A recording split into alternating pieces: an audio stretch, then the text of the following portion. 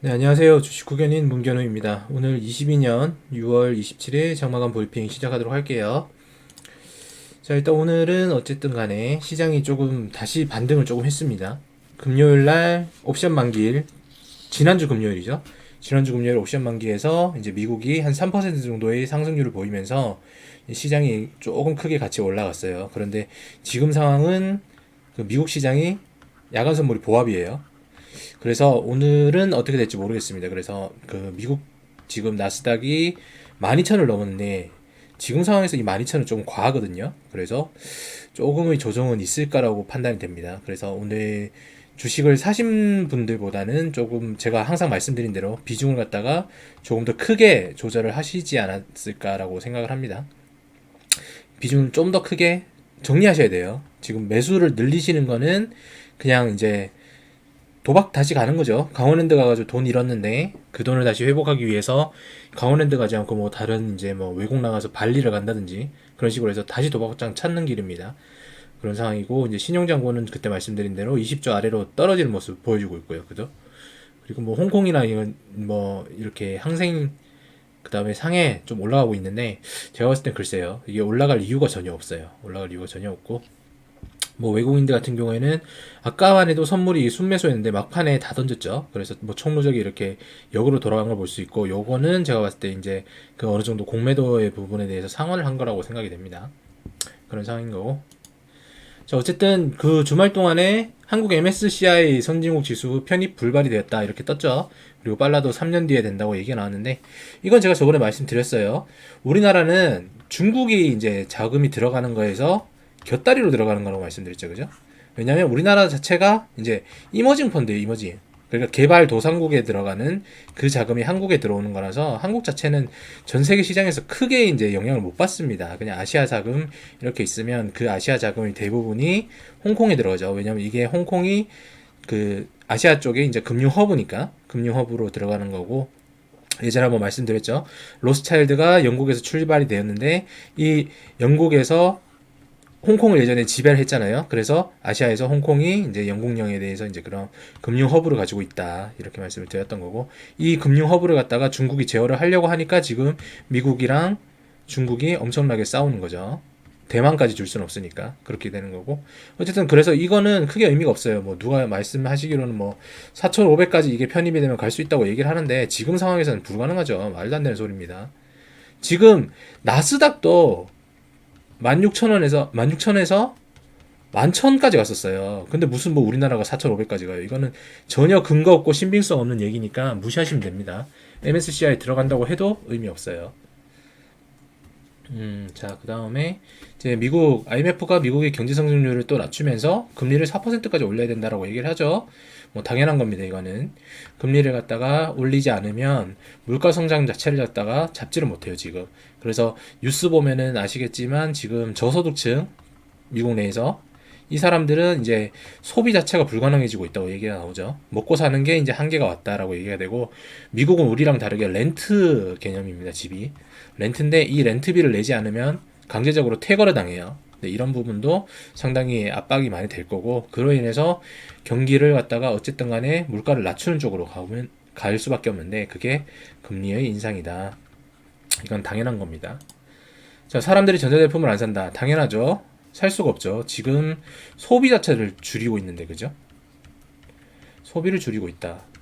우리가 지금 제 상황만 해도 그런 게 저랑 여자친구랑 함께 만나잖아요. 만나면은 기본적으로 예전에는 한 2년도 안 된 것 같아요. 1년 정도 전에는 둘이서 많이 먹어봤잖아요. 5만 원 돈이었던 것 같아요. 그런데 요즘에는 많이 먹은 것도 아니고 그냥 보통 시켰는데 기본이 한 6에서 7만 원 나오는 것 같아요.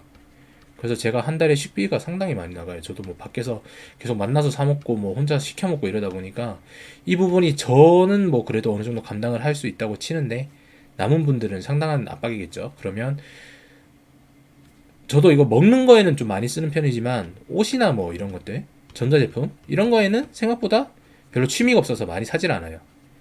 책이나 이런 건 좀 사지만 책 같은 경우에는 그래도 가격대가 그렇게 높아지지가 않으니까 상관이 없는데 이 전자제품에 대해서는 사지 않는다라고 얘기 나오죠.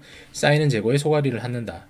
앓고 나니까 이 부분에 대해서 수익성이 당연히 악화가 될 거고 경기가 전체적으로 침체가 되겠죠. 수익이 나오지 않는다는 말은 기업에서도 투자를 늘리지 않는 얘기고, 투자가 늘어나지 않는다면은 전체적인 실업률을 줄이는데 부담이 되니까, 그죠? 실업률 감소에 부정적이다, 그죠? 이렇게 가는 겁니다. 그래서 뭐 전체적으로 이럴 수밖에 없는 거고. 자, 러시아가 드디어 외화 표시의 국채를 갖다가 디폴트를 했습니다 라고 나오죠. 이건 뭐 러시아 입장에서는 상당히 좋은 거예요. 러시아에서는 달러 채권이라고 이걸 얘기하거든요. 달러 채권. 그래서 우리가 얘기를 들어보면 무슨 뭐 가끔씩 들어보면 양키본드라고 들어봤을 거예요. 양키본드. 이게 실제로 있는 겁니다. 미국에서 발행하면 양키본드라고 얘기를 하고요. 그 다음에 일본에서 발행을 하면은 사무라이 펀드라고 얘기해요. 사무라이. 진짜 있는 거예요. 거짓말 안 하고. 그리고 우리나라가 발행을 하면 뭐 아리랑 뭐 이런 식으로, 아리랑 본드 이런 식으로 얘기를 해요. 뭐 이거는 뭐 그냥 외적인 부분이고, 어쨌든 간에 러시아 입장에서는 달러로 된 채권에 대해서 디폴트를 냈잖아요. 그러면 얘들이 돈이 없어서 그런 게 아니라 실제적으로 달러가 이제 교환이 되지 않아서 그렇죠. 그런데 실질적으로는 지금 루브라가 최고의 강세 아닙니까? 경제 제재가 루브라 때문에 실패했다고도 얘기가 나올 정도로. 그러면 얘들은 이 부분에 대해서 갚지 않아도 된다고 향후에 생각하기 때문에 오히려 좋은 거예요. 그냥 쉽게 얘기를 하면 파산이나 회생 들어갔다고 보시면 돼요. 그러면은 기존에 이거를 갖다 진행하는 사람은 조금의 이제 뭐 신용적인 데미지는 있지만 이거에 대해서 탕감받게 되죠. 러시아도 똑같은 겁니다. 국제적으로는 신용도가 떨어질지 몰라도 이 부분에 대해서는 어느 정도 혜택을 받은 거예요. 프로핏을 받은 거죠.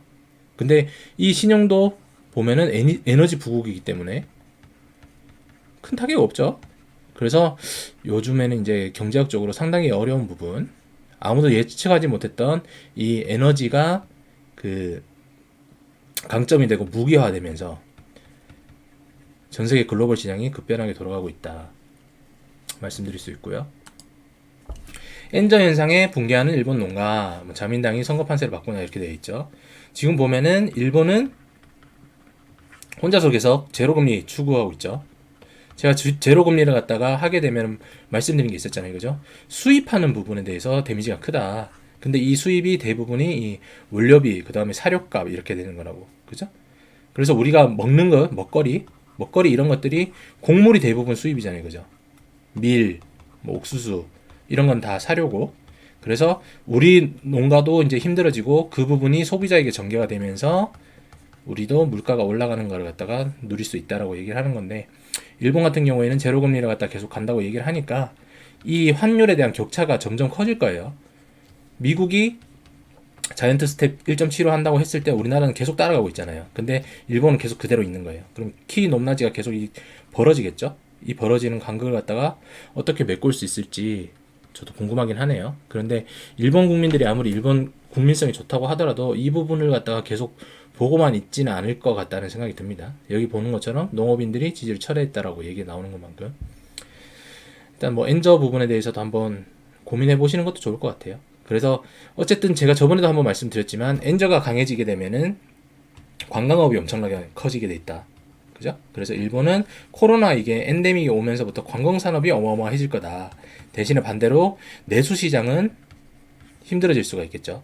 왜냐하면 이 곡물 가격 같은 거, 식자재가 올라가니까.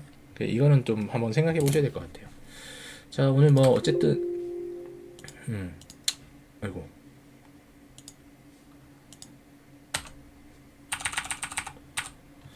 자, 오늘 특이 종목을 한번 보시면은 제가 이거 건들면 안 된다고 얘기했던 무중 종목들이 다시 활기치고 있죠. 이런 거 사면 안 된다고 말씀드렸어요. 근데 뭐 어쨌든 간에 지금 뭐 들어간 사람들은 또 하늘로 날아가는 거겠죠. 그리고 메탈랩스 이런 거는 이제 그 다이소 종목 사지 말라고 말씀드렸죠.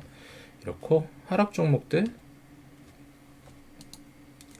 뭐 기산텔레콤 이런 것들이 있는데 뭐 이런 거는 제가 관심이 없어가지고 뭐 때문에 빠지는지 모르겠어요.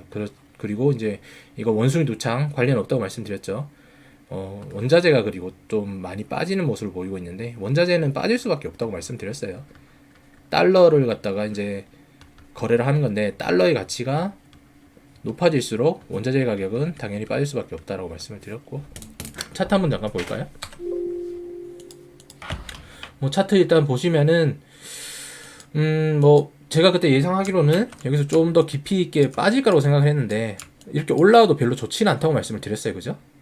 코로나 때도 이렇게 빨간 봉이 보이면서 그 다음날 파란 봉으로 내려 꺾는 경우도 많았다고 말씀을 드리면서, 그리고 지금 상황에서 어떠한 데이터도 좋은 데이터가 없어요. 지금 이거 올리고 내리고 이런 거는 그냥 단순하게 투기 심리 때문에 사고팔고가 들어갈 뿐이지 크게 의미 없습니다. 그리고 뭐 2400이나 2300이나 크게 의미 있는 내용은 아니에요. 왜냐면 2600이 깨진 순간부터 이 골이 제가 깊다고 말씀을 드렸잖아요. 그죠? 횡보를 갖다가 지금 여기서 몇 개월을 했었는데 단숨에 한 달도 안 돼가지고 이까지 뺐다고 말씀을 드렸잖아요. 그죠? 오늘 미국 시장이나 유럽 시장을 보게 되면은 뭐 또 변동폭이 커질 거라고 생각하는데, 가장 큰 문제는 러시아 변수입니다. 러시아 변수. 러시아로 인해서 에너지에 대한 무기가 가장 큰 거예요. 그래서 유럽이 거기에 대해서 뾰족한 수가 없어요. 지금 상황에서는. 원전을 갖다가 독일부터 탈원전한다고 해가지고 다 없앴는데 이걸 갖다가 무시를 하고 전부 다 지금 석유 뭐 이런 것 쪽으로 다 해서 이제 에너지 수입을 늘린 다음에 발전 돌리고 있죠. 그리고 겨울철이 금방 옵니다. 금방 오는데 지금 유럽 같은 경우는 대책 없이 그냥 겨울까지 90%의 석유를 갖다가 이제 러시아에서 받지 않겠어 이렇게 얘기하고 무슨 뭐 천연가스 뭐 어쩌고 저쩌고 얘기를 하는데 택도 없죠. 대책 없이 그냥 막 저지르면 우리가 지금 한전 적자를 갖다가 이어받아야 되는 것처럼 답이 없는 겁니다. 그런 부분도 한번 생각해 보셔야겠네요. 그리고 뭐 간단하게 종목 같은 경우는 삼성전자를 한번 볼까요?